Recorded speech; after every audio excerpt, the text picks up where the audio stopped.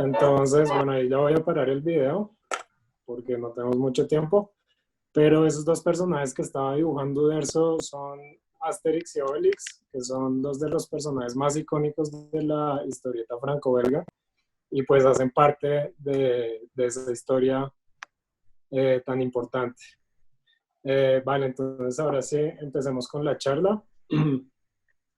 Bueno, les voy a contar primero las próximas conferencias, son sobre la historieta árabe, que tiene también, digamos, es como una continuación de esta charla, así como esta charla pues es la continuación de y el origen de los cómics. Y la cuarta es el proceso creativo de cómo se hace una historieta. La tercera va a ser el 6 de mayo y la cuarta el 20. Sí. Vale, entonces la historieta franco-belga es una categoría que aparece en Europa luego de la Segunda Guerra Mundial y se utiliza este término para designar básicamente todas las historietas que son producidas por Bélgica, por Francia y por Suiza. Principalmente, pues esta es una de las características y la segunda es que todas son de la lengua francesa, son francófonas.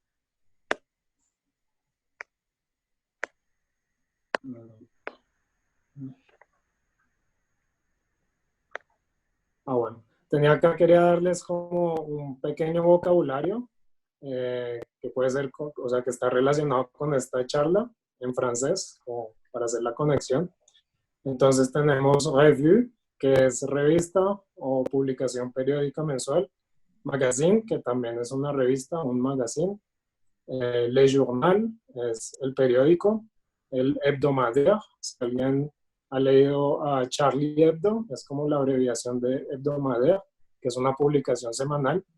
La maison de edición es la casa editorial, son las empresas que se encargan de publicar y editar las historietas en forma de libros o de álbumes. La B de Jeunesse es la historieta dirigida al público joven y el Grand Public es la categoría del mercado que hace referencia a un contenido que es apropiado para todo el mundo, como los más conocidos. Se me había pasado esa diapositiva, perdón. Entonces, pues, habíamos visto que el lenguaje de la historieta se consolida más o menos al mismo tiempo que el cine. El cine aparece en 1891 y a mí me gusta como usar ese punto de referencia porque pues nos ayuda a ubicarnos muy bien. Ya desde 1889 hay historietas con globos, como con ese código ya establecido que aparecen en Francia. Ahí puse un ejemplo que es como de los recientes, en 1908, que son Sam y Zap, aparecen en una revista infantil que se llama San Nicolás. Pero el término franco-belga no aparece sino hasta después de la Segunda Guerra Mundial. Hay un personaje que es Tintín, que es creado en 1929, que es previo a que aparezca este término o, digámosle, movimiento también de la BD franco-belge, que es importante. Entonces, llega la Segunda Guerra Mundial y no es sino hasta que aparecen dos revistas importantes, que es Le Journal des Espions, que es creada en 1938 por un editor que se llama Dupuy, y Le Journal de Tintin en 1946. Hay otra revista que es Veillant, que luego se convierte en Pif Gadget, que todavía existe y pues es muy reconocida, pero los más importantes son Le Journal des Espions y Le Journal de Tintin. ¿Qué pasa? En Francia, las historietas que estaban llegando eran todas americanas, era lo que más estaba publicando, y eran o americanas o italianas. Entonces, en 1938, Dupuy decide, pues, como que observa esto. Él había sido editor de otras revistas, eh, tenía, digamos, una revista literaria y otro tipo de revistas, y como que había observado que hacía europea, pero se había dado cuenta que no habían revistas que realmente retrataran la juventud europea hasta ese momento. Bueno, luego en 1959 aparece Pilots, ahí pueden ver a Asterix y a Obelix.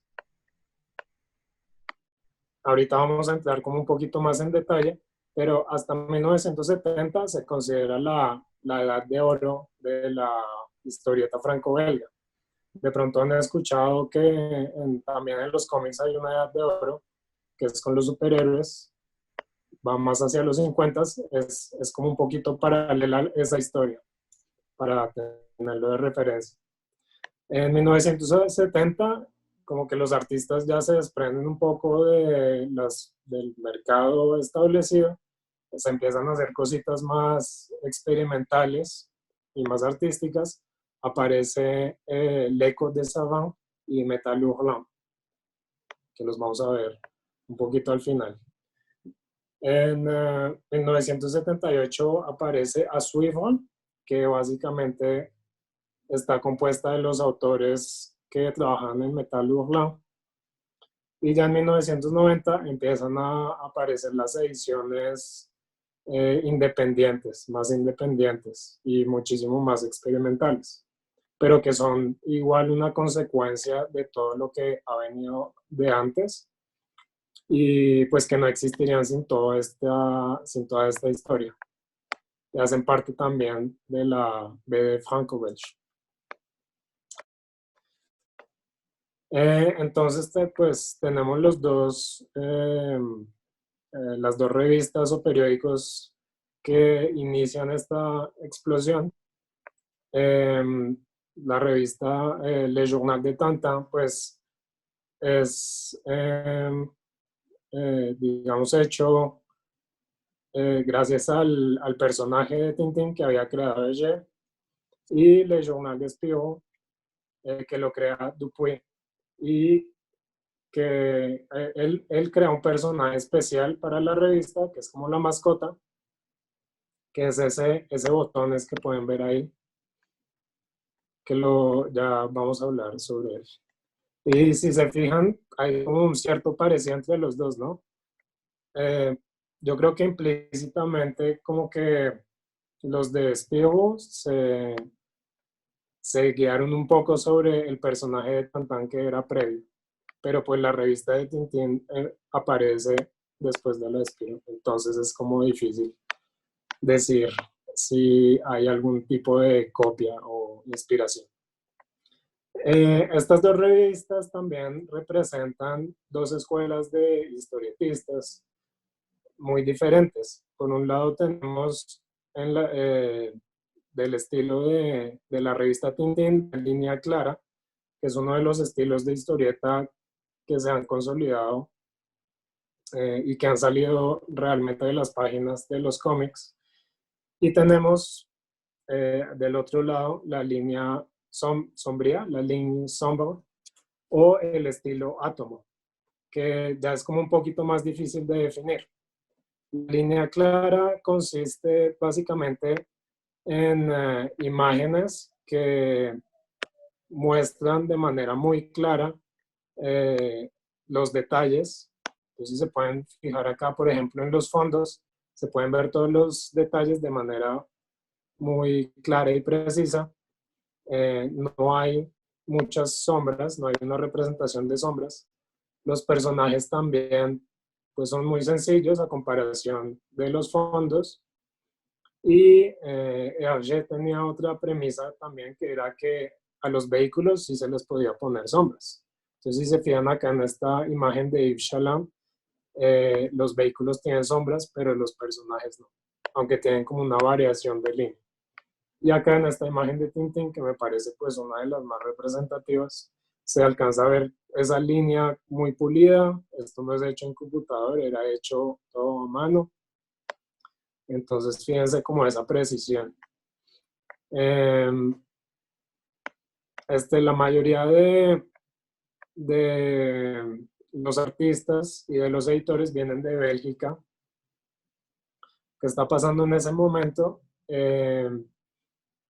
Alemania invade Francia y a algunas revistas, en el caso de Spirou, les toca pararla, pero se siguen, digamos, movilizando de manera no oficial en Bélgica.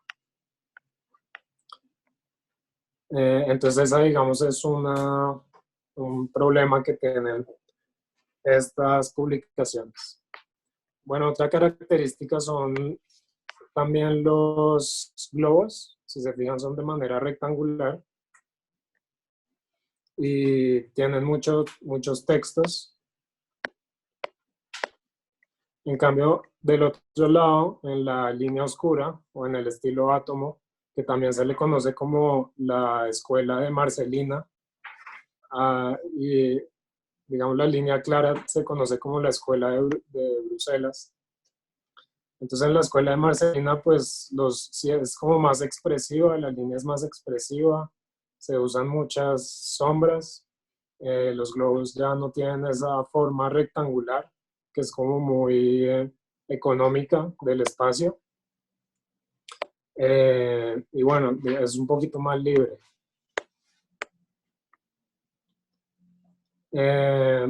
Acá me voy a volver un poquito para hablar de Tintín. Él es creado por Joe Remy, que es este personaje que vemos acá.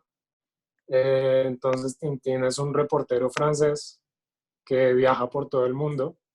Algunos dicen que es el mismo de Hergé, pero digamos esta es la manera del autor de viajar a otros lugares.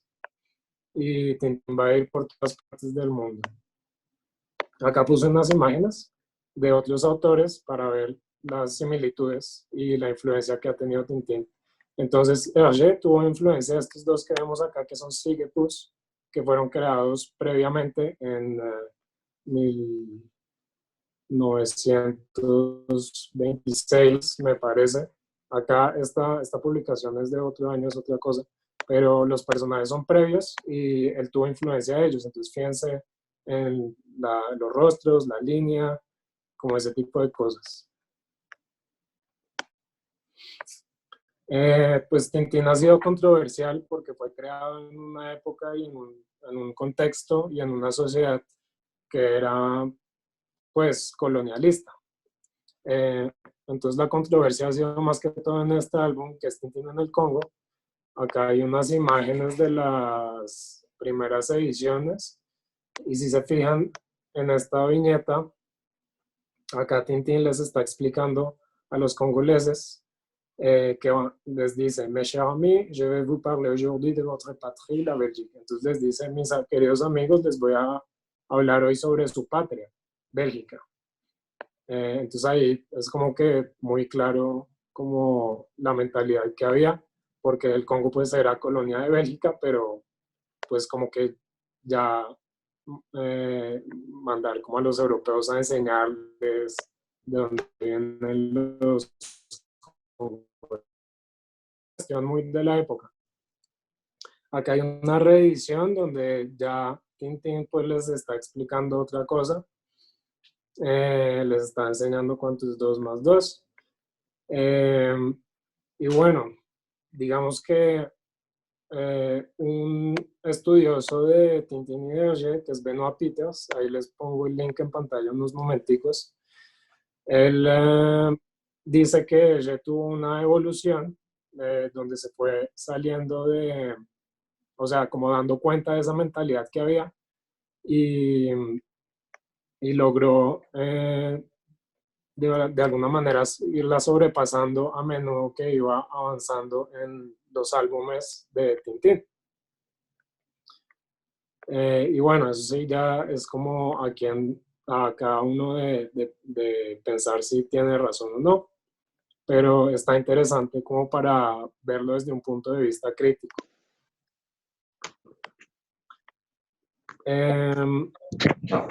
¿Y no tiene cámara? No, le quité. Ah, sí, pero es que sí tiene, ahí no tiene. Chao. Chao, chao, chao. Aló. Si quieren hacemos una pausita acá para preguntas. Listo. Camilo, entonces hay varias preguntas. ¿Me oyes? ¿Sí? Sí, ¿Sabes sí, sí. cómo es que me quieras? Pero... Uy, no, yo de verdad que... Uy. Por favor, es importante que los participantes puedan apagar los micrófonos, si no ya vamos a tener interferencia. Qué pena. Gracias. Entonces, la primera pregunta de Valérie es, ¿con qué frecuencia se publicaban estas BD después de la Segunda Guerra Mundial? Sí, eran básicamente semanales y iban recopilando las historias y ya en esas historias se iban, pues se publicaban los álbumes después. Y por ejemplo con Espiojo está el Journal de Espiojo que está acá y digamos se publicaban una página, al comienzo Espiojo era solamente una página y luego se publicaba el álbum con ese recopilado de páginas. Perdón, yo dije que era semanal, pero no, era mensual, sí. Listo, gracias. La segunda pregunta de María Fernanda en francés. Pourquoi est-ce que Tintin est devenu aussi reconnu parmi les bandes dessinées? Ok. Entonces pregunta por qué Tintín es tan reconocido en la historieta. Bueno, pues Tintín, como lo decía antes, es un personaje que fue creado en 1929 y en esa época el autor tendría como era muy joven, tendría como unos 18 años y empezó a publicarse en una revista que se llamaba Le Petit Vingtième, que traduce el pequeño veinteavo, que hace referencia como al siglo. Entonces, digamos, Tintín empezó pues a ser como uno de estos personajes muy recurrentes, de los primeros como que eran como muy recurrentes. Y no sé, creo que tiene que ver también mucho con las circunstancias, por lo que les decía que mientras que en Francia habían llegado los alemanes y habían prohibido muchas de las publicaciones, especialmente pues de las publicaciones hechas por los franceses, en Bélgica todas esas publicaciones habían podido continuar la circulación. Y también luego pues llegó Le Journal de Tintin. Entonces, como les decía, y el Le Journal de Spirou eran como las publicaciones donde se encontraban las historietas. no existían antes ese tipo de publicaciones, pues que no fueran, que no tuvieran, digamos, historietas americanas o italianas o de otra parte. Entonces Tintín también se volvió como un símbolo del europeo, que pues que le gusta como viajar y como que tiene estas aventuras en otros lugares. Y sí, pues es como muy representativo de ellos en esa época. Y pues también, no sé, creo que de alguna manera Hergé pues logró como capturar como un poco su infancia con este personaje y creo que es algo como que se transmite, como esas fantasías de la aventura y de ir a conocer otros lugares. Entonces creo que esas son algunas de las razones. Gracias, Camilo. ¿Hay Luego otra hay, pregunta? perdón, sí, hay varios comentarios sobre, sí, les confirmo, se está grabando la charla y a partir de mañana en el canal de YouTube de la Alianza, pues estará presente como lo está también la primera charla que hicimos hace 2 semanas. Entonces ahí vamos a recopilar pues todos los talleres que estamos haciendo aquí de manera virtual.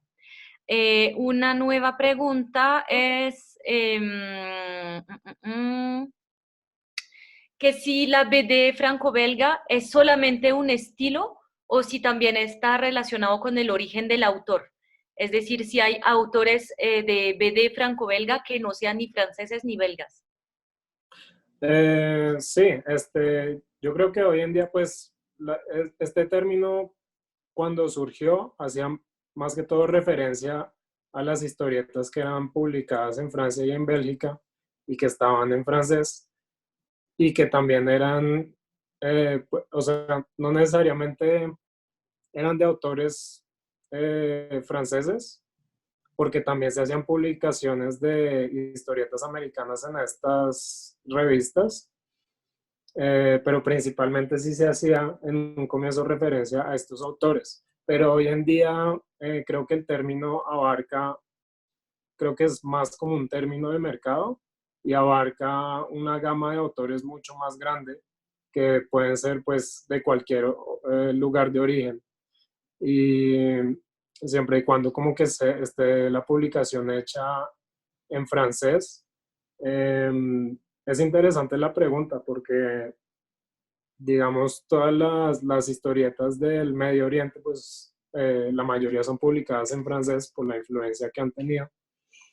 Entonces, como que habría que ver si ellos también entran dentro de esa categoría. Yo diría que sí, porque pues hay casos como que ahorita les voy a mostrar, que son, por ejemplo, David B. y Marjane Satrapi, que ellos no son franceses, pero pues las historietas que han hecho han sido publicadas en Francia y pues yo las consideraría como franco-belgas.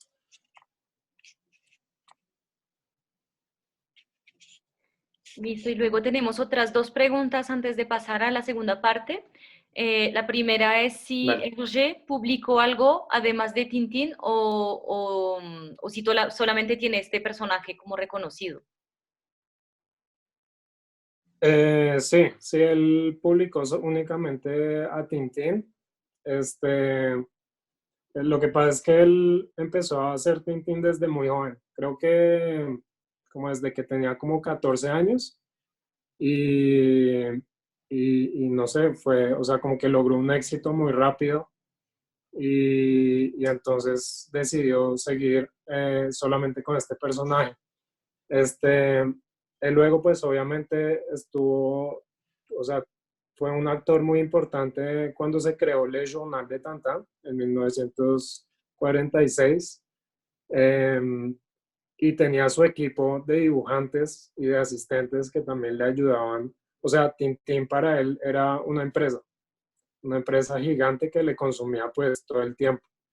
Y, y de pronto él revisaba como otras historietas, pero él se dedicó sobre todo a crear historias de Tintín.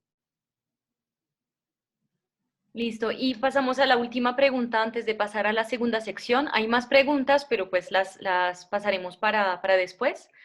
Listo. Dicen entonces esta última pregunta, hoy en día, ¿cómo se manejan los temas controversiales en la BD franco-belga?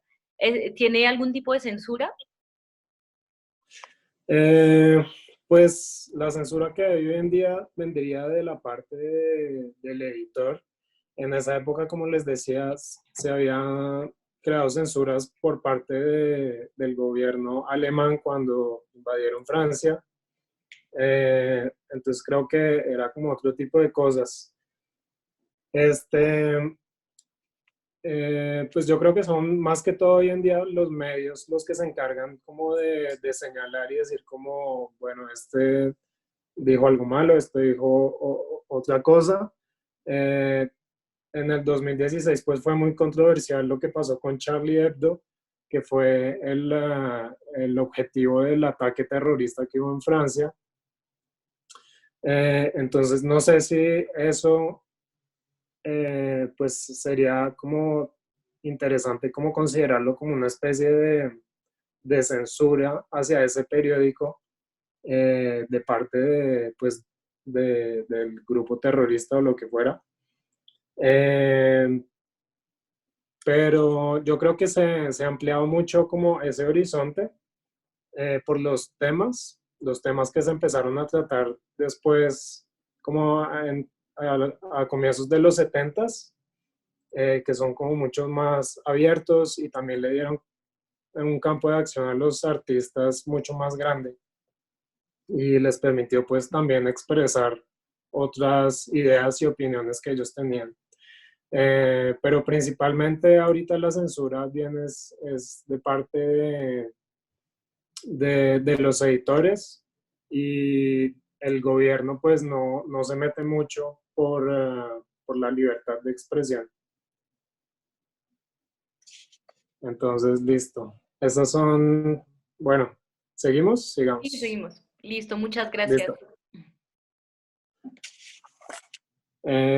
Vale, entonces, acá tenemos el otro personaje principal que es Spiro, que lo creó Rob Bell. Eh, para esta revista fue un encargo especial. Dupuy le encargó a su hijo buscar qué era lo que estaba buscando la gente en ese momento y pues fue la respuesta que le dio el hijo, Paul, era que no habían como estas publicaciones juveniles, entonces estaban buscando una publicación para la juventud y a Dupuy se le ocurrió pues hacer la publicación de historietas y le encargó a Rob Bell un personaje que representara al joven europeo. Y él se le ocurrió como este botones con ese mechón también que se repite en Tintín, que fue inspirado, tiene como su historia, es como que había un marino que se había ahogado en el Sena y tenía como un traje rojo, entonces le quiso poner también traje rojo. Y así surgió Spirou. Entonces, Spirou, él trabaja en un hotel que se llama El Mustic, que es básicamente el nombre de otra de las revistas de Dupuy en las que había sido editor. Entonces, como que se empiezan a conectar muchas cosas. Eh, o sea, como hacer como referencia a otras cosas. Luego, este personaje, pues Rob Bell a él lo aprisionan los alemanes en 1941 y ahí lo toma Joseph Gillian, que es Gigi, y básicamente él es el padre de todos los autores de la BD franco-belga que surgen después, o más como el maestro o el instructor.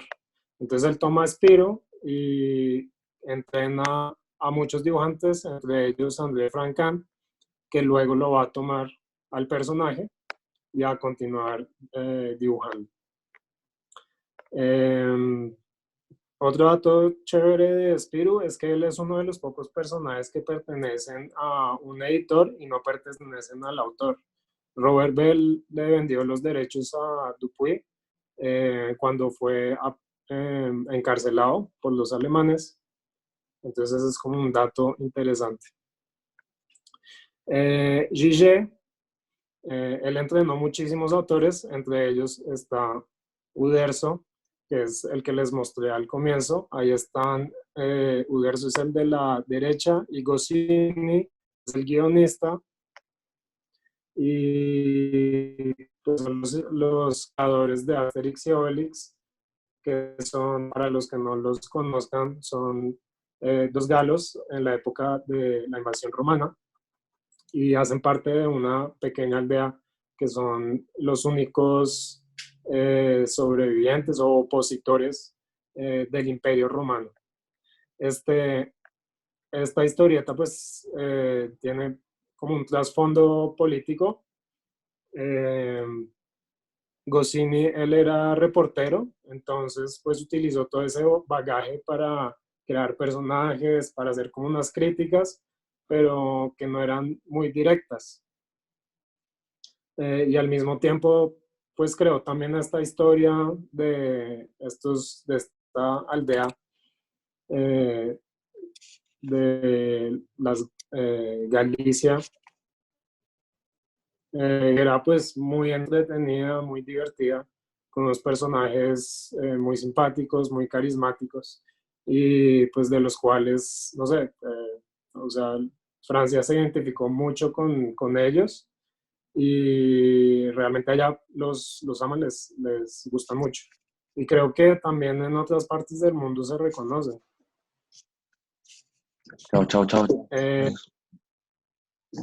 Tenemos otro dibujante de esta, que también lo entrenó Gigé y que creó acá su personaje más reconocido es Lucky Luke. Se llama Maurice de Weber, también es conocido como Maurice. Y Lucky Luke es un cowboy, básicamente que tiene varias aventuras en los Estados Unidos. No sé, hay como una fascinación por el western dentro del cómic franco-belga. Gigé también creó, pues él fue dibujante de Jerry Spring, que era otro cowboy. Entonces hay un montón de historietas de cowboys en la BD franco-belga. Está Frank Kahn, que ya lo había mencionado antes. Su personaje más popular, o sea, el suyo propio, que no era Espiejo, que era creado de otra persona, fue Gaston Lagaffe, que era pues un trabajador que trabajaba en la editorial de Le Journal d'Espiejo y no sabían muy bien cómo qué ponerle a hacer, entonces siempre estaba como por ahí, un poco sin saber qué hacer. Luego las historias como que muestran que él era un inventor y bueno, son divertidísimas, realmente son muy, muy divertidas. Bueno, voy a ir pasando como un poquito más rápido. Luego en 1970 está este otro autor que se llama Mobius, también fue entrenado por Gigé, o sea, muy joven, llegó Jean Giraud, ese es su nombre original, y pues le pidió a Gigé que lo entrenara, y pues él digamos, lo aceptó. Y uno de los primeros cómics de Mobius o de Jean Giraud fue Blueberry, que es la historia de un sheriff.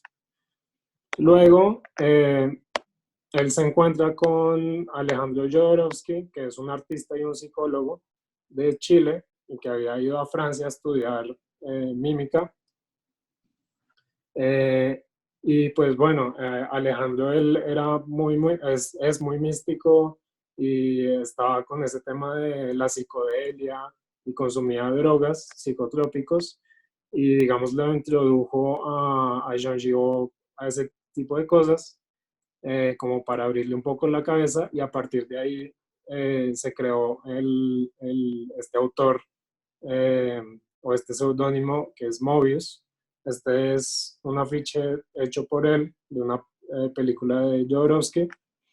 Y pues si se fijan, ya pasa de un estilo realista a hacer cosas pues con más formas, más colores, un poco mostrando como esos viajes que dicen que produce los hongos o los alucinógenos. Él ha sido como uno de los artistas más influyentes, sobre todo en el cine de ciencia ficción. Estos son unos diseños que hizo para la película de Dune, que había planeado Alejandro Jodorowsky, nunca se logró concretar, pero que luego ellos, no puse la imagen, pero Alejandro Jodorowsky, con ese guión y todo ese trabajo que se había hecho, crearon una historieta que se llama El Incal. Entonces, básicamente esa es la película de Dune, pero hecha en historieta y la dibuja toda Mobius. Él escribió con Dan O'Bannon una historia que se llama The Long Tomorrow y básicamente de ahí salen Alien y Blade Runner, o sea, es muy parecida como a estas historias distópicas, de que hay un detective en una ciudad futurista. Si se fijan también hay la influencia en El Quinto Elemento, esas ciudades verticales. También él hizo diseños para Alien. Es un diseño del traje del astronauta. Acá hay del Quinto Elemento. Y él tiene otro personaje que me gusta mucho que se llama Arsak. También es muy, muy popular. Bueno, vamos a pasar así rápido. Mobius, él trabajó en Spirou y en otras revistas, pero luego se une con otros autores y deciden crear la editorial Les Humanoides Associés y crean Metal Hurlant, que es esta revista más experimental. De ahí sale Heavy Metal. En Estados Unidos sale la revista Heavy Metal inspirada directamente de Metal Hurlant. De los 70s, Heavy Metal es más de los 80s. Hay otros autores como Drouillet, que es increíble porque trabaja unas planchas a tamaño pliego. Y luego llega a Suivre, que es donde siguen otros artistas luego de que se acaba Metal Hurlant. Aparecen personajes como Hugo Pratt, que bueno, viene de Italia, Jacques Tardy, esa es una portada de Jacques Tardy, pero básicamente son los mismos autores que habían en Metal Hurlant. Acá hay unas portadas, se las voy a compartir rápidamente. Creo que la mayoría están hechas por Mobius. Y luego en los 90s aparecen... bueno, ahorita les muestro de los 90s. Pero acá les voy a compartir, estas son como las principales editoriales de la BD franco-belga, porque el mercado francés es muy grande, entonces por eso se ha podido mantener este tipo de historieta. Entonces tenemos a Casterman, si alguno ha escuchado de Hilda, Hilda es de Casterman, que también es ahorita una serie animada. De Dargo está Tyler Cross. Estos son como unos recomendados que les hago para como que los que quieran meterse un poquito más a fondo. Sabre, que fue el que leímos, el que recomendamos con la charla pasada, de Té Diabolique de Thierry Smolderen y Alexandre Cléris. De Dupuy, que fíjense que todavía existe, es creo que la editorial más antigua de historietas de Francia.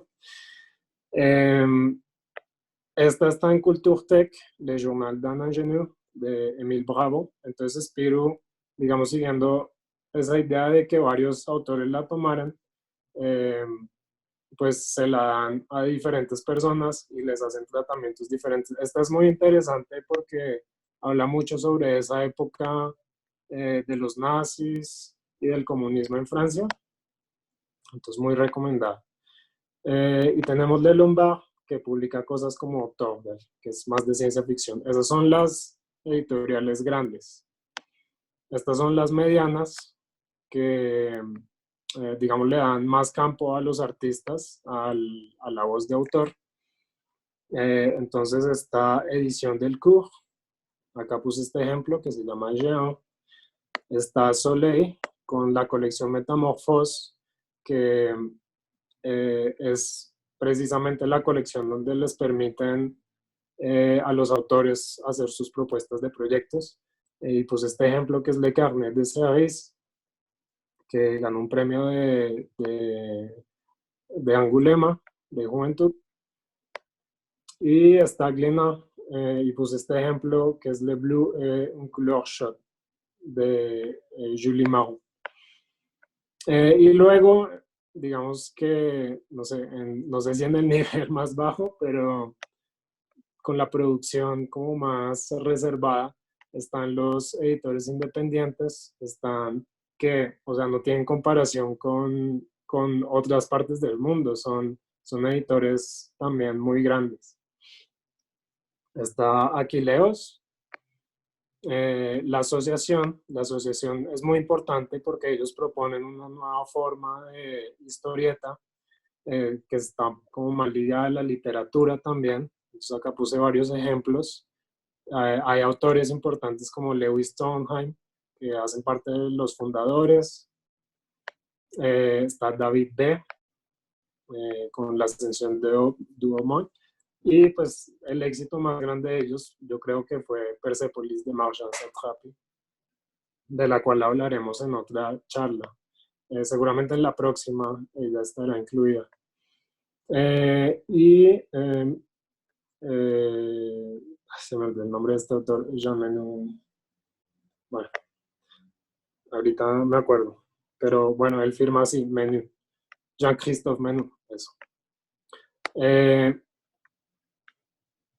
Y bueno, ellos todavía existen, como que ha sido un grupo un poco limitado de autores y es como que son los que han puesto como que han peleado un poco contra esa premisa de las editoriales grandes de quitarle la voz al autor. Y pues han trabajado con otros temas que no se trabajan en las editoriales grandes y eso es como lo que los vuelve como tan valiosos. También está Bambú Edición, Futurópolis, que de ahí salieron muchos de los de la asociación, y Cornelius, que es muy interesante porque hace traducciones de otras historietas de otras partes del mundo y inclusive ellos lograron imprimir historietas o ediciones con coberturas en serigrafía, que es como muy raro para el mundo de la edición y muy difícil.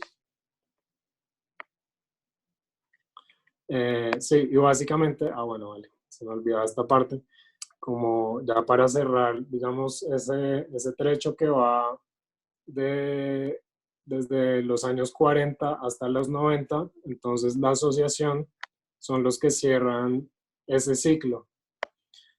Y ahorita continúan pues muchas de las editoriales que les menciono acá y se mantiene todavía la B de franco-belga. Hay muchos festivales como el Festival de Angoulême que ayudan a que continúen como esos ciclos. Hay pues muchos, ¿cómo se llamaría? Como artefactos para continuar a mover ese mercado. Es un mercado muy grande, es de los más grandes de historieta del mundo. Entonces es muy amplio. Yo acá solamente les doy como una muestra pequeñita de algunos autores, algunos libros, algunas editoriales, para que si les interesa pues tengan un punto de partida. Y bueno, ya para cerrar, les quería hablar un poquito sobre la historieta que ligamos a esta charla, que son Spirou, le journal d'un ingénieur, y Spirou, l'espoir malgré tout, que son de Émile Bravo. Entonces, digamos, ¿cómo se diría? La toma de este autor sobre este personaje. Y pues ya se pueden dar cuenta en las portadas, no sé si alcanzan a ver, pero acá aparecen las cruces nazis y acá pues la hoz y el martillo comunista, del comunismo. Y acá pues la portada también nos dice mucho sobre lo que pasa en la historia, sobre la época también, y es de esa Francia, de ese periodo cuando llegan los nazis y les quitan muchas de las libertades, y también es cuando surge pues esta historieta franco-belga, que es de una manera como pues la que ayuda como a mantener esa cultura de ellos y apropiarse, como mantener su identidad a pesar del contexto en el que se encuentran ahí. Y bueno, eso ha sido la charla de hoy. Gracias, Listo. Camilo. Vale. Bueno, hay varios comentarios, varias preguntas y pues de pronto antes de terminar queremos hacer pues haremos más tarde después de las preguntas, una invitación a alguien que está participando muchísimo aquí en el chat y nos está dando muchas referencias, y es Nelson. Entonces de pronto al final pues podemos tener un poquito más, un espacio como de charla en vivo. Bueno, entonces de preguntas, varias preguntas que tienen que ver muy interesantes sobre la presencia de la mujer. Entonces, pues, ¿qué pasa con las autores de BD mujeres, autoras de BD mujeres en la primera mitad del siglo? Pero pues digamos también de manera más amplia sobre las autoras de BD. Ok, sí, pues hay una conferencia que está programada para hablar sobre las mujeres en la historieta, donde vamos a profundizar mucho más el tema, pero para darte una respuesta más inmediata, pues en esa época no hay, no hay autoras como tal, pues que yo haya como encontrado, pero siempre hay como mujeres haciendo algún tipo de trabajo. Tengo un ejemplo muy preciso acá que es con Spirou. No. La esposa de Rob Bell, ella le ayudó a crear el personaje y le ayudaba a escribir los guiones. Entonces, digamos, ese es un caso, como un ejemplo que muestra que, o sea, que obviamente sí hay la presencia de la mujer, pero es un medio que sí está más que todo dominado por los hombres en esa época. Actualmente es completamente diferente. Hay muchísimas autoras de historieta. A ver, por acá, este álbum, el de Le Bleu en un couleur chaude, pues es de Julie Marot. Ella empezó como un grupo feminista de historietistas, de autoras de historieta, pues para denunciar los acosos que hay en el medio. Se hizo como una charla, yo me acuerdo, cuando estaba en Francia, como en el 2017, y era reuniendo a este grupo con los editores principalmente, porque estos casos se presentaban más que todo entre las autoras y los editores, por decirlo así. Pero en el medio como tal, hoy en día, pues se encuentran, yo creo que es mayor la cantidad de autoras que hay que de autores, o por lo menos es como 50-50. Tenemos el caso, pues, el de Persépolis, que es de Marjane Satrapi. En esa época, pues, tampoco habían muchísimas autoras, pero este es un caso bastante especial porque logró como ese éxito. También había, a ver, espérate, estoy pensando en otro ejemplo, en Espejo, o sea, en la editorial, no, espérate, es que hay una editorial que ha sido manejada por una mujer, pero no recuerdo exacta, una de estas, que es alguna de las que más ha durado, no sé si es Dupuy o es otra, me parece que es Dupuy, no estoy seguro, pero bueno, ese es otro caso. Y ahí fíjate que hay una mujer que es la editora principal. Entonces, o sea, el rol de la mujer está, hay muchas autoras, pero en este caso de la B franco-belga, en sus inicios, en los años 40, pues sí está muy limitada y muy dominada por los hombres. Listo, pues sí, en esta primera parte también del siglo XX estamos hablando, pues hablaste mucho de autores, pero en esta primera parte, editores reconocidos.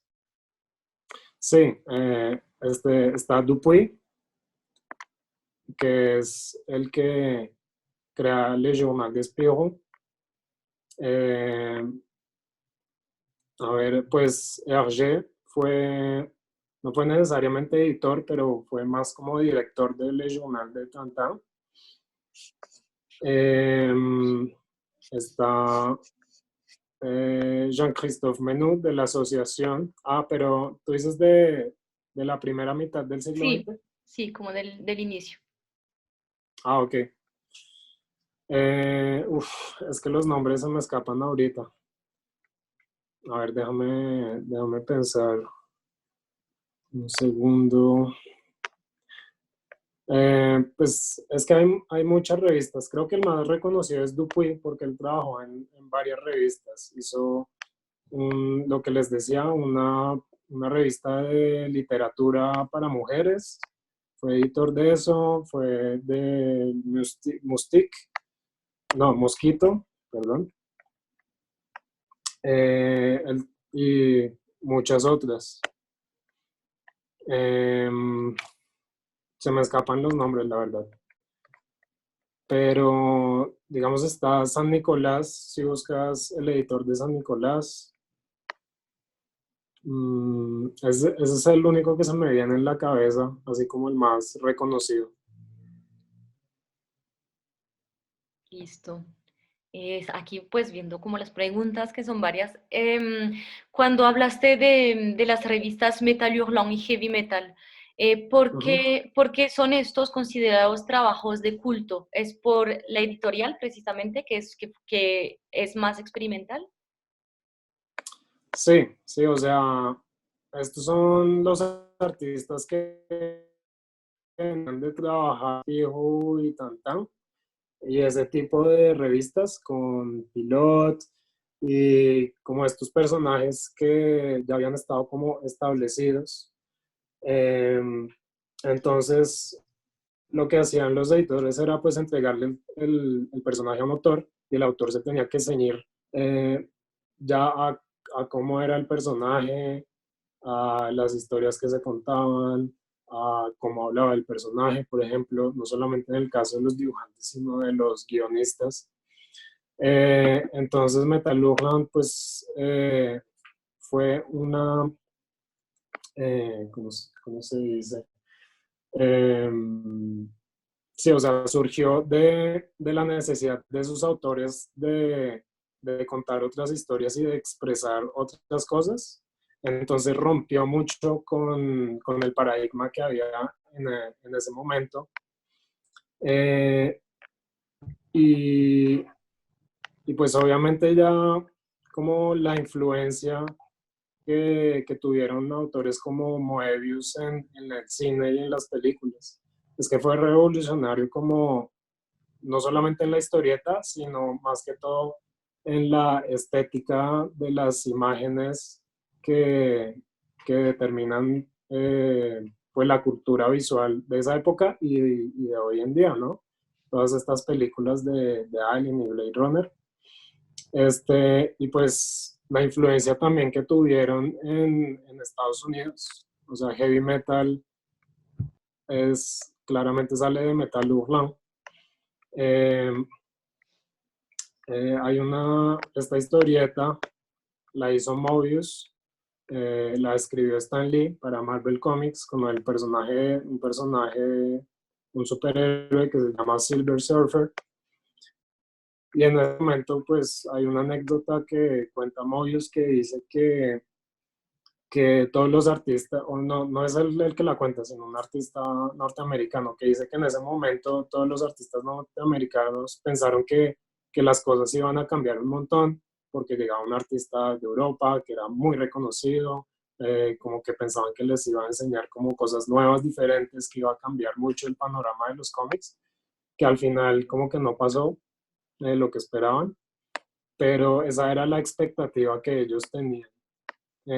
Entonces ellos fueron influyentes a un nivel muy global, eh, no solamente local en Francia y Bélgica, sino en Estados Unidos también tienen mucha influencia del manga y influencian el manga.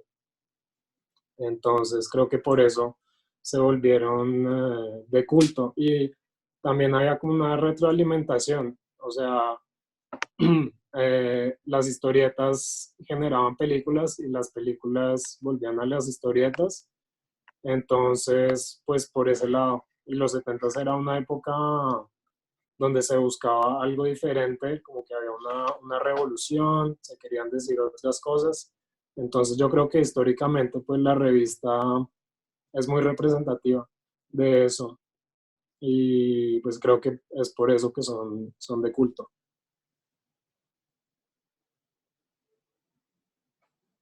Listo, gracias. Otra pregunta.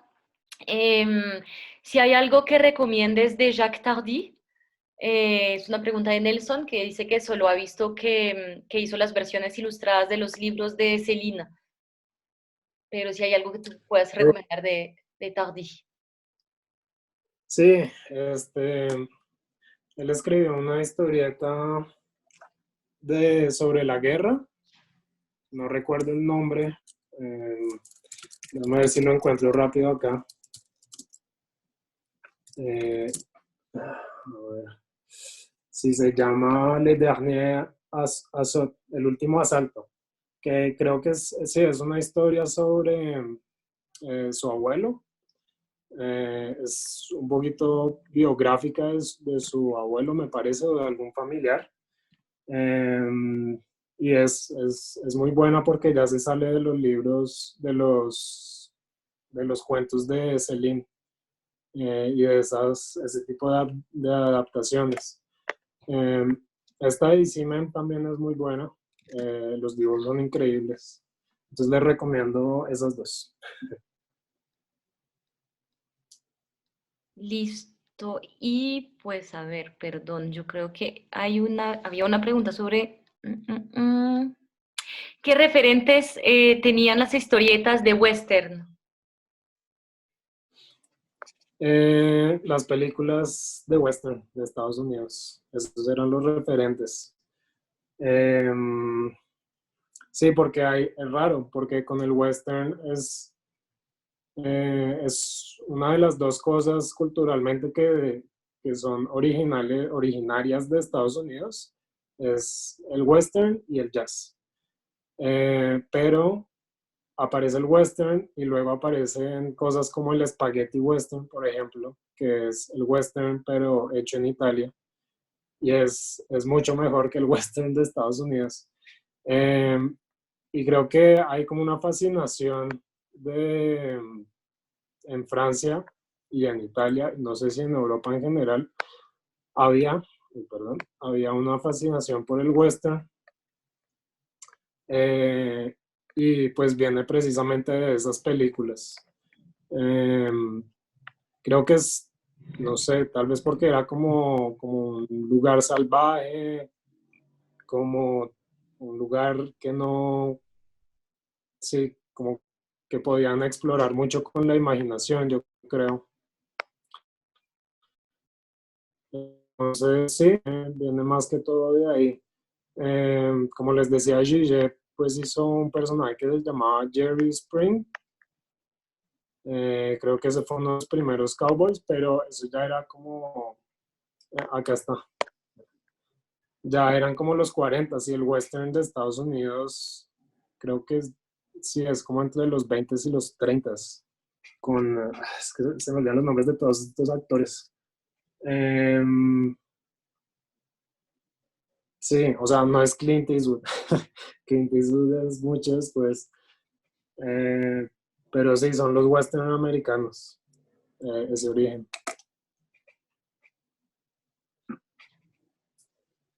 Listo, y tenemos una última pregunta y después le pasaremos la palabra a Mauricio.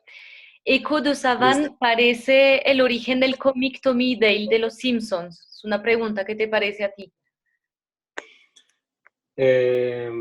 Sí, el Eco de Saban pues es como una revista que tiene como opiniones muy fuertes, como detrás de la estética y toda la exageración y todas las cosas que tiene.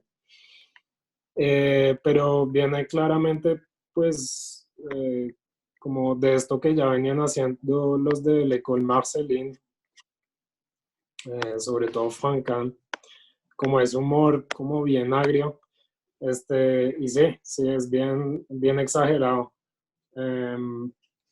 No sé si se puede hacer como un paralelo como con Tommy Daly, pero digamos en cuanto a ese humor ácido y como esa visual como un poco grotesca, sí, creo que están muy ligados. Y es algo que se ve en otras publicaciones que vienen después como Fluid Glacial, que Fluid Glacial es una revista que todavía se publica y pues es de humor, es de historietas de humor, pero es como un humor bien crudo y a veces se hacen como unos chistes muy fuertes. Y bueno, pero eso tiene también como su origen acá, como les digo. Si se fijan acá, por ejemplo,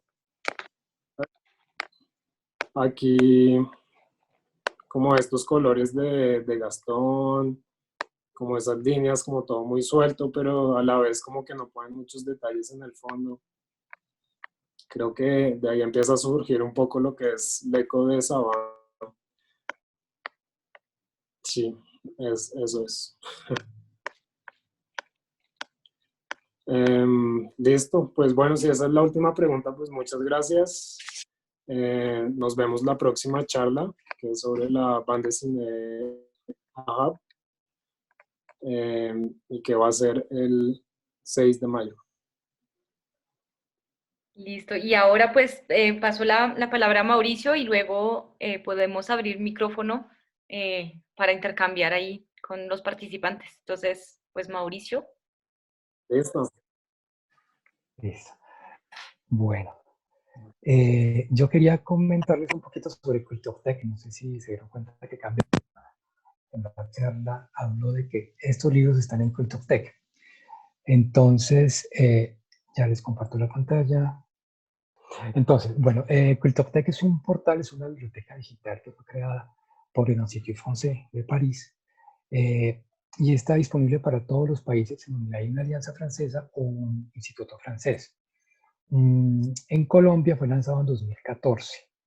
Es un portal que tiene más de 300.000 documentos y que se puede consultar en la dirección www.culturetech.com que están viendo acá.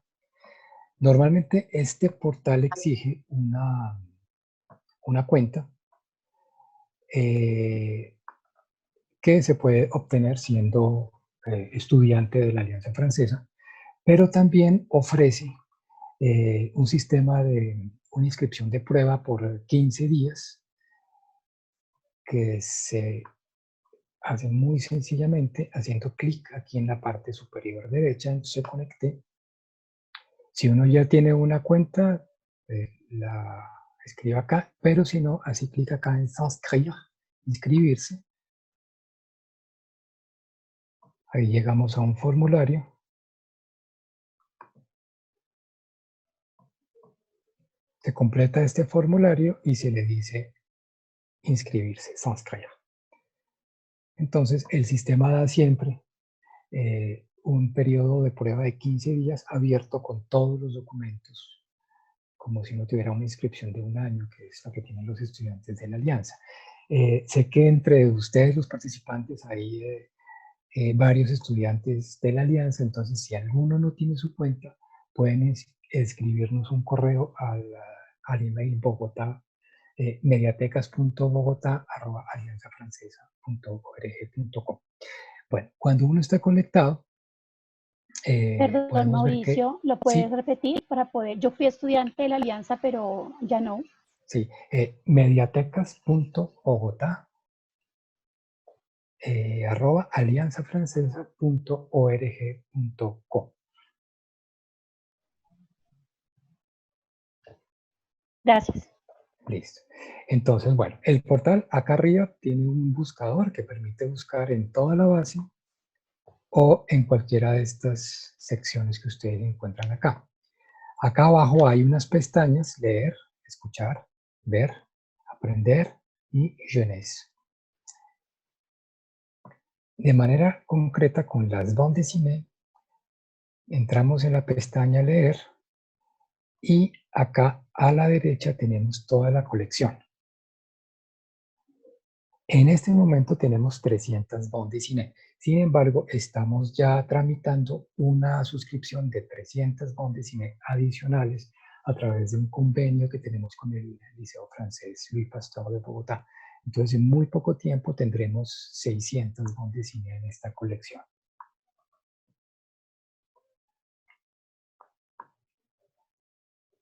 Acá está un poquito todo.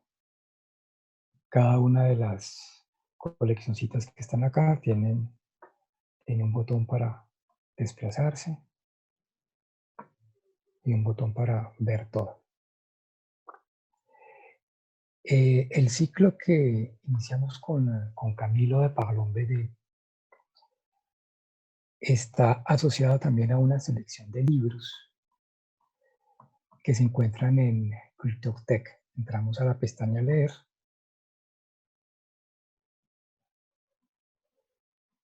y acá hay una selección que se llama Parlons BD 2020. Si hacemos clic en ver todo, están todos los libros que acompañan las charlas que estamos desarrollando con Camilo.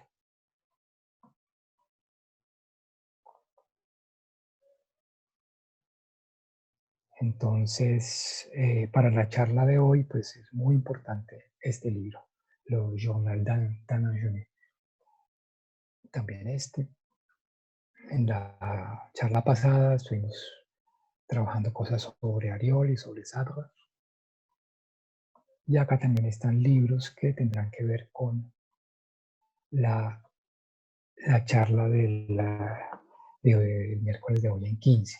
Entonces, los invito a que se conecten a este portal, lo utilicen, así sea con la versión de prueba de 15 días. Después, si quieren tener una inscripción permanente o pues anual, se pueden dirigir a nosotros. Tiene un costo anual que les permite utilizar no solamente CultureTech, sino las mediatecas de las 3 alianzas francesas. Entonces los dejo otra vez con Morjan, nuestra moderadora.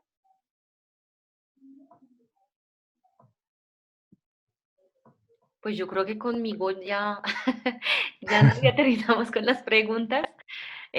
Pues nada más volverles a decir, agradecerles por su presencia, las preguntas. Sí, queríamos abrir un espacio para que pudiéramos pues compartir, sobre todo con los aportes tan valiosos que hicieron en el chat y que de pronto Camilo no ha visto, entonces como para poderlo hablar con él directamente. Y antes pues de abrir los micrófonos, decirles que mañana ya estará disponible en el canal de YouTube la charla completa de hoy. Les vamos a enviar el link a los que se inscribieron entonces al correo que recibieron hoy. En respuesta a este correo, van a recibir el link directo de la charla de hoy y el de la semana de hace 2 semanas. Y invitarlos a la próxima, que es dentro de 2 semanas. Entonces, Mauricio, no me acuerdo de la fecha exacta. Camilo la tenías O por ahí. Camilo, es La fecha, la sí, de 2 el semanas. 6 de mayo. El 6 de mayo, listo. Sí, en Entonces, 15 días. El miércoles en 15 días. Sí, el 6. listo. Pues entonces, si están de acuerdo, podemos, creo que el número de participantes nos permite de pronto, o no sé cómo pues podemos manejar eso, pero pues sí nos gustaría también dejarle, pues, invitar a Nelson, que ha hecho tantos aportes, pues abrir el micrófono y a los demás, porque pues digamos que en este momento ya podemos compartir más directamente.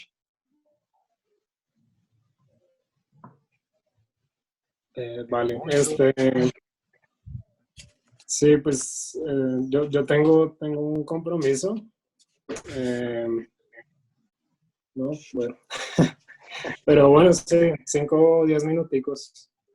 Sí, unos 10 minuticos de micrófono abierto, pues si les parece, ¿no? Y si no, pues damos cierre a la sesión y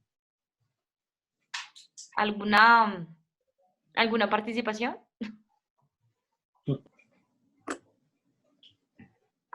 Bonjour, soy Nelson, ¿sí me escuchan bien? Sí, súper. Hola, Nelson. Perfecto. Sí. Perfecto, sí, no, quería solamente recomendar unas bandas de cine que preguntaron mucho sobre mujeres y pues Marjane Satrapi es pues ya un referente de la que hablaron. También está Maria Montaigne. Ella publicó unos cómics muy bonitos, muy interesantes, muy curiosos para la gente que le gusta saber mil cosas de la vida o preguntas muy raras o cómo funcionan las cosas así de ciencia y esto para las personas interesadas en ciencia. Esto es muy bonito. Sacó Jules Mohammed y la adaptaron en arte, en videos en YouTube. Es muy, muy chévere, muy cómico también. También había mencionado otra que es de una BD que se llama Culotte. Es muy, muy hacia el feminismo, como, no sé si han escuchado este libro que hay mucho ahorita que se llama como Cuentos para niñas rebeldes. Esto es algo así, pero en vez de francesa, francófona, y habla de historias de personajes de mujeres de la historia que fueron muy, digamos, con historias muy importantes o muy motivadoras para las chicas o para los chicos también. Es muy, muy chévere, muy bonita. Ella también publicó, a la prima Maria Montaigne, publicó un libro que se llama Dans la combi de Thomas Pesquet, que es un astronauta francés que es muy conocido, tiene charlas TED Talk también. Cuenta cómo vive él en la Estación Espacial Internacional, es muy bonito. Aunque el protagonista sea un hombre, la escritora es una mujer y es una BD muy bonita, muy chévere. Vale, sí, ya los escribo.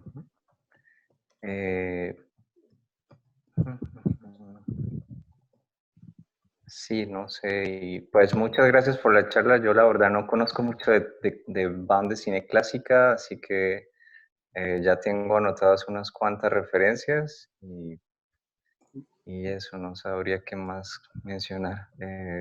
Soy Vale, traductor entusiasta de cómics, así que ahí voy de a poquito en esto. Qué bien. Sí, acá no hay mucha producción de historieta francesa. Pues hay como algunas, eh, pero está interesante ese trabajo. Sí. Sí, exacto. Sí. ¿Cuál, Por ahí cuál estás? conseguí una editorial en Málaga, España, que quiere traducir un libro de Mille et une vies de surveillance, eh, que es una novela que adaptaron en BD y es muy bonita y queremos traducirla este año si se puede o el otro año. Ah, A ver. buenísimo. Qué idea. Sí, es un proyecto muy chévere y ellos en España hay un congreso de médicos, de personal sanitario, que se reúnen para hablar del cómic y lo raro es que no hay gente francesa interesada, sino gente de España, de Inglaterra, de Ya, Irlanda, pero de Francia, que casualmente es un país con un mercado gigante, no se meten en el tema de la medicina gráfica, que para mí es un tema muy genial y es un campo que tiene mucha aplicación, digamos, en los usuarios, en los pacientes, como el cómic este que mencionaste de Epileptic, sí, es muy útil, muy chévere en este campo y sí, muy muy recomendado bueno. por Sí, sí, eso es muy bueno.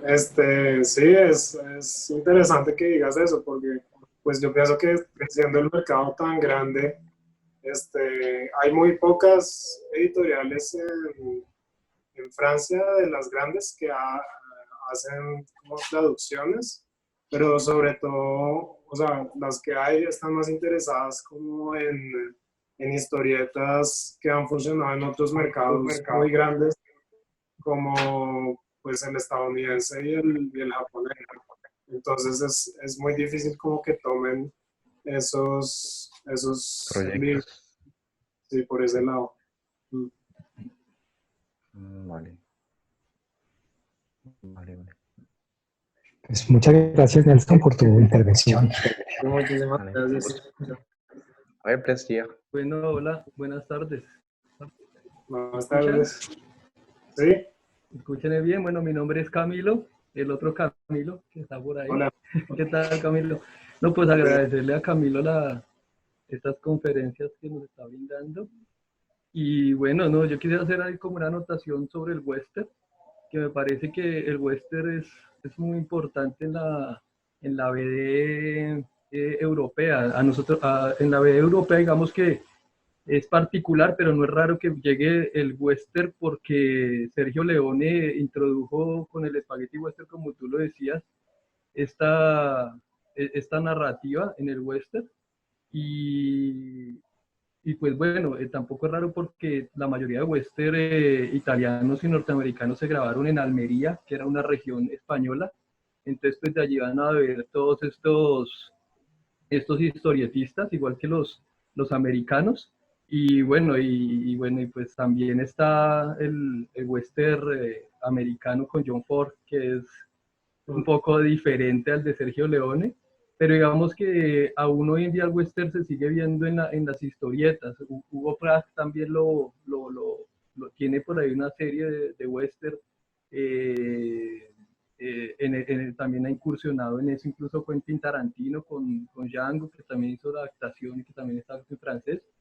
Entonces, Sí, digamos que es un poquito como para complementar este mundo del western, que como tú bien lo dices, que lo dijo Clint Eastwood, fue el jazz y el western es como la razón de ser pues del norteamericano, es sí, como el origen como tal.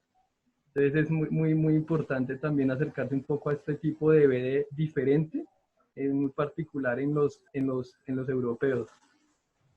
sí, sí, es interesante como meterse al western ahí en la historieta, porque no es como un lugar que uno pensaría encontrarlo, pero supongo, es que no sé, la relación con el cine siempre ha sido como bien estrecha, entonces yo supongo que alguien en algún momento pensó como, claro, el western funciona en el cine, pues tiene que funcionar en la historieta. Claro, Y además porque el western empezó fue como unas historias que las personas contaban y se las publicaban como una especie de entregas por periódicos, eran como unas novelitas cortas y cada semana iban publicando la historia por capítulos, entonces así se fue creando como este mito del western y este mito de los vaqueros y del ganado. Entonces, como que la adaptación al cómic también es bien particular y es bien interesante. Sí, sí, sí. Sí, muchas gracias, Camilo. No, Sí, a usted, Camilo, muchas gracias por estas conferencias. vale, no, con gusto. Buenas tardes, Camilo. ¿Cómo vamos? Yo Hola, buenas tardes. les quería Bien, bien. recomendar una película que vi en un Eurocine en alguna ocasión que se llama Les Chats de Provence. Es una película basada en el cómic homónimo de Joan Starr. Y la historia consiste en que tras comerse un loro, el gato de un rabino adquiere la capacidad de hablar. Y no es solo eso, se vuelve un estudioso de las creencias de su amo, criticándolas como un gato podría hacerlo. Es una película que logra una mirada particular sobre el tema de las religiones y muestra lo mejor del cine de animación francés. Francia ha logrado visualizar esa parte y desde luego lo vemos con cómo han hecho las adaptaciones de los cómics que tú nos hablaste el día de hoy, como el caso de Tintín. eh, y cómo logra en cierto punto lo que nos decías, los cómics y los libros van paralelo a lo que ocurre en la historia, es decir, tratan de ser una crítica a la situación actual de un país determinado. Me dio la misma impresión con el autor o el creador de Mortadelo Filemón, Ujú, que hizo como esa especie como de lapso cuando ocurrió la Guerra Civil Española. Entonces ujú. aparece como esa crítica, en este caso, a- al, al- al- al general Franco y en el caso de Francia al general Charles de Gaulle, ¿no? Entonces vemos que cada país muchas veces trata de hacer esa especie de crítica y su medio de escapatoria es por medio de la creación literaria o de la creación visual, como es en este caso lo que nos atañe en el día de hoy. Muchas gracias por esos datos tan interesantes. Y Vale, con tenía gusto. una duda. Hay una caricatura que fue publicada en El Tiempo en la década de los 80, cuando El Tiempo publicaba todas estas tiras cómicas. Estaba Lucky Luke y Lucky Luke. apareció Natacha. Natacha, ¿tú recuerdas de qué autor es? Que era la azafata que hacía unos vuelos internacionales y, Mm, y parecía casi una espía en el aire, sí, pero pues eso tiene un trasfondo más allá de lo netamente, es como una crítica. sí, sí, sí conozco el personaje, no recuerdo el nombre del autor. A ver. Ah, ok, acá está. François Valéry. Correcto. ¿De qué época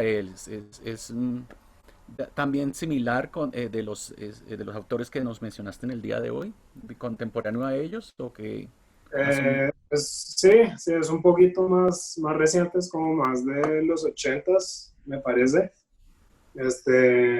Creo que es como de esa época de Asuivo, me parece, o de Pilot. Eh, no estoy seguro, tendría que investigar un poquito más.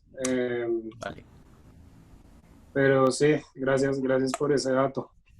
ok. Este, no, y pues los 70s también es como, hay muchas historias de espías, me parece. También. Quería comentar sobre tu comentario de Le Chat du Rabbin, que precisamente es la historieta que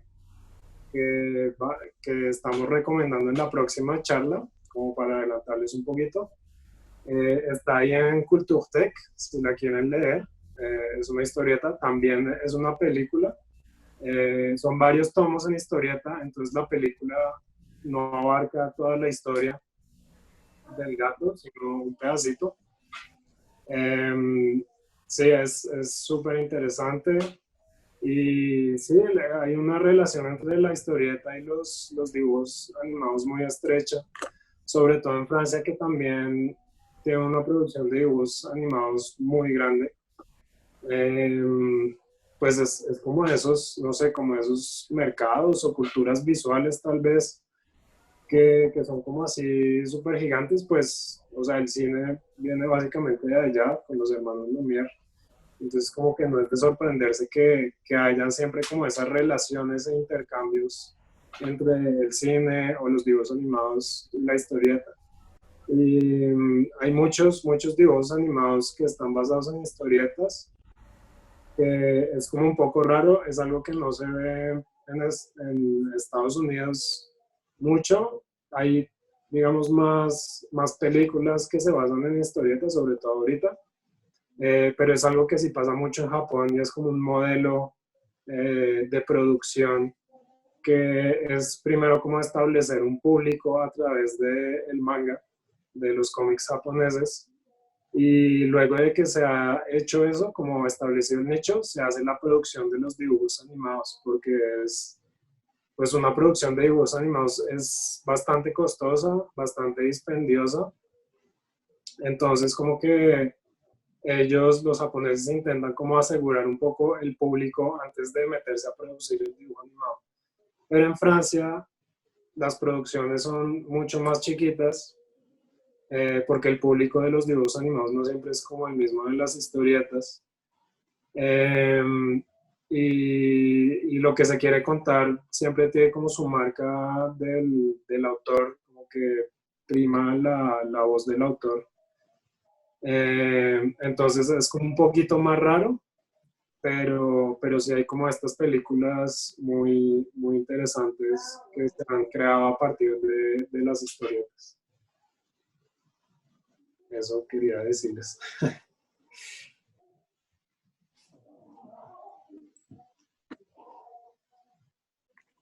Bueno, si no Bueno, tenemos más intervenciones, Camilo, muchísimas gracias. listo. Y nos vemos entonces en 15 días, 5 p.m., para la tercera charla de este ciclo. Muchas gracias a todos por su participación y quedan invitados. Bueno, muchas gracias, que estén muy bien.